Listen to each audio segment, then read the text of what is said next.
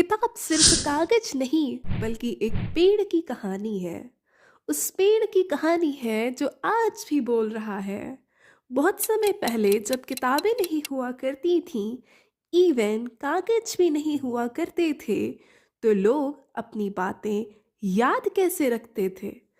लोग अपनी बातें याद रखने के लिए पत्थरों पर, गुफाओं की दीवारों पर और कभी-कभी पेड़ की छाल पर भी लिखा करते थे।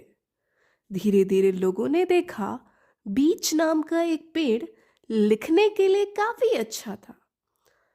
एंड ओल्ड जर्मन लैंग्वेज में इस बीच नाम के ट्री को बुक कहा जाता था। लोग इसी पेड़ की लकड़ी पर लिखने लगे और जो भी लिखते थे उसे बुक कहने लगे। धीरे धीरे समय बदला, लकड़ी की पट्टियां बनी और फिर बने पन्ने और कई पन्नों को जोड़कर बनी किताब। लेकिन नाम वही रह गया, बुक। आज जब हम बुक कहते हैं तो हम अनजाने में याद कर रहे होते हैं एक पेड़ की लिखी हुई बातें और ज्ञान को संभाल कर रखने का तरीका।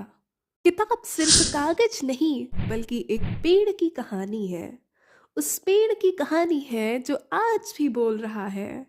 बहुत समय पहले जब किताबें नहीं हुआ करती थीं, इवन कागज भी नहीं हुआ करते थे, तो लोग अपनी बातें याद कैसे रखते थे? लोग अपनी बातें याद रखने के लिए पत्थरों पर, गुफाओं की दीवारों पर और कभी-कभी पेड़ की छाल पर भी लिखा करते थे। धीरे धीरे लोगों ने देखा बीच नाम का एक पेड़ लिखने के लिए काफी अच्छा था। एंड ओल्ड जर्मन लैंग्वेज में इस बीच नाम के ट्री को बुक कहा जाता था।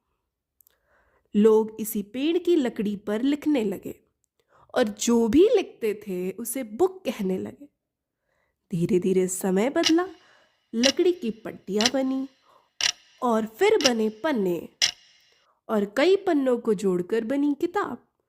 लेकिन नाम वही रह गया, बुक।